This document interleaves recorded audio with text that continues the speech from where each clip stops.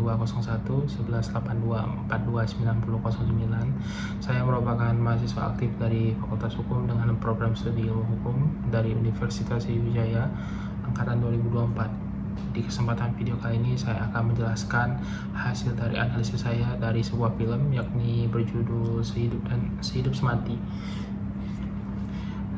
Yang pertama, saya akan menjelaskan dari latar belakang film tersebut. Film tersebut menceritakan thriller psikologis yang dimana Renata merupakan istri dari pasangan atau merupakan istri dari suami, yakni bernama Edwin, yang dimana istri tersebut telah didoktrin, yang dimana doktrin tersebut menjelaskan bahwa sebagai istri yang baik itu harus tunduk atau mengabdi total kepada sang suami. Nah, namun akan tetapi sang istri atau yang bernama Renata ini, dia itu terjebak ke dalam atau ke ranah lingkungan pernikahan yang toksik. Mengapa demikian? Karena sang suami tersebut telah melakukan kekerasan dalam rumah tangga kepada sang istri, serta bukan hanya melakukan kekerasan dalam rumah tangga saja, akan tetapi sang suami tersebut melakukan perselingkuhan, yang dimana perselingkuhan tersebut terjadi di sebuah apartemen, yang dimana apartemen tersebut merupakan tempat tinggal dari kedua pasangan tersebut, yakni di sebuah apartemen tersebut, yang dimana merupakan tempat kerja dari sang suami tersebut. Akan tetapi ruangan tersebut tidak boleh dilihat atau dikunjungi oleh sang istri, dikarenakan alasan dari suami tersebut tidak suka kalau istrinya ini mencampuri dari pekerjaan sang suami. Akan tetapi walaupun sang istri tersebut berusaha mempertahankan rumah tangganya tersebut, akan tetapi sang suami tidak mau, sehingga sang suami melakukan perceraian. Akan tetapi sang istri tidak mau sampai terjadinya cekcok-cekcokan hingga berakhirnya sang istri menusuk sang suami hingga meninggal. Bukan hanya sekedar sang suami saja, tapi sang selingkuhannya juga, serta tetangga yang membantu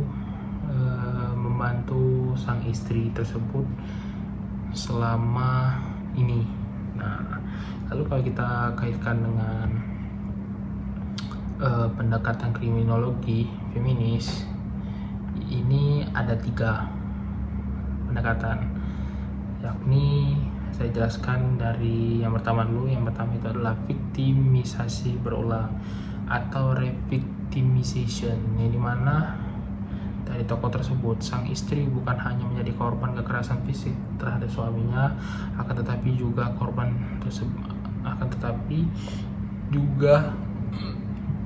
merupakan korban dari sistem sosialnya. Dalam kriminologi feminis melihat bahwa lingkungan tersebut seringkali terjadi menyalahkan korban atau victim blaming. Dalam film tersebut juga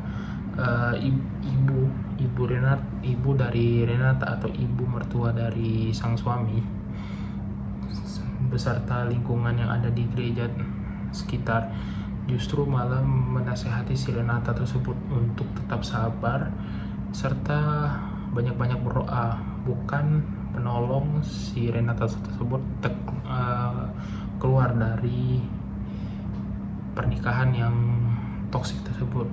Lalu yang kedua, adanya ketimpangan kekuasaan atau power imbalance, yang dimana ketimpangan kekuasaan ini sang suami mempresentasikan otoritas laki-laki yang merasa memiliki hak milik atas jiwa dan raganya dari sang istri.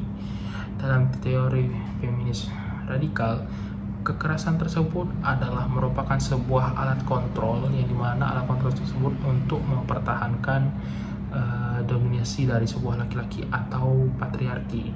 Lalu yang ketiga itu adalah kritik terhadap institusi serta peradilan dan sosial. Dalam film ini juga menjelaskan bahwa dalam rumah tangga yang seharusnya menjadi tempat yang aman dan nyaman, justru malah menjadi tempat terjadinya sebuah kriminal atau kejahatan yang paling mengerikan yang tidak terlihat oleh lingkungan sekitar serta oleh masyarakat luas. Dalam kriminologi feminis tersebut juga menuntut agar kekerasan domestik tersebut tidak terjadi lagi sebagai urusan pribadi atau private matter, melainkan kejahatan tersebut menjadi kejahatan yang sebuah serius, yang mana itu menjadi simbolisasi warning terhadap institusi dan peradilan tersebut. Lalu yang terakhir ada sebuah refleksi. Refleksi ini juga ada 3 penjelasannya, yakni yang pertama adalah manipulasi psikologis, yang dimana para penonton juga diajak merasakan betapa sulitnya korban untuk keluar dari kekerasan dalam rumah tangga tersebut. Sang suami sering kali memanipulasi pikiran dari sang istri, hingga sang istri tersebut meragukan akan akal pikiran dan akal sehatnya sendiri.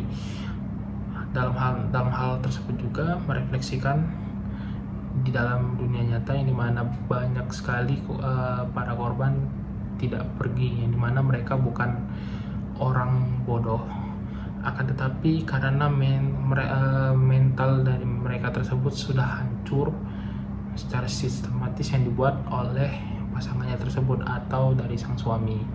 Lalu yang kedua adanya bahaya doktrin yang begitu kaku. Pada refleksi tersebut yang paling kuat adalah bagaimana dalam ajaran tersebut tentang pengabdian dari sebuah istri, yang dimana bisa menjadi senjata yang paling mematikan jika dipisahkan dari nilai keadilan dan nilai dari kemanusiaan.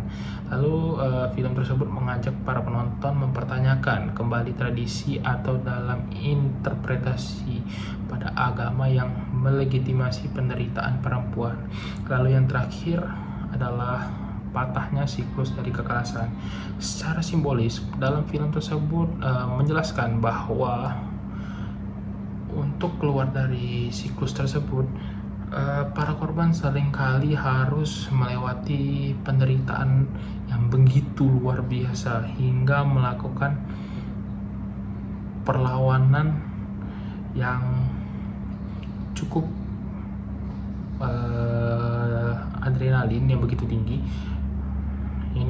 Serta dalam akhir dari film tersebut penuh interpretasi, memberikan ruang bagi penonton untuk merenungkan dari hak milik atau harga diri dari sebuah seseorang untuk kebebasan.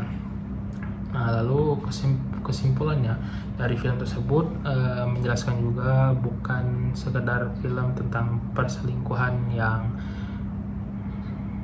atau kekerasan terhadap sang istri saja yang dilakukan oleh suami, namun dalam film tersebut menjelaskan bahwa otopsi terhadap budaya dari patriarki yang begitu sakit melalui estetika visual yang begitu mencekam, serta dalam film tersebut juga berhasil menyuarakan jeritan atau keluh kesah dari para korban-korban yang selama ini dibungkam oleh sang suami atau dibungkam oleh tembok dari rumah tangga mereka dan dogma dari masyarakat. Oke, mungkin itu saja hasil dari penjelasan saya. Apabila terjadinya timbul kata-kata yang salah, saya memohon maaf. Sekali lagi terima kasih.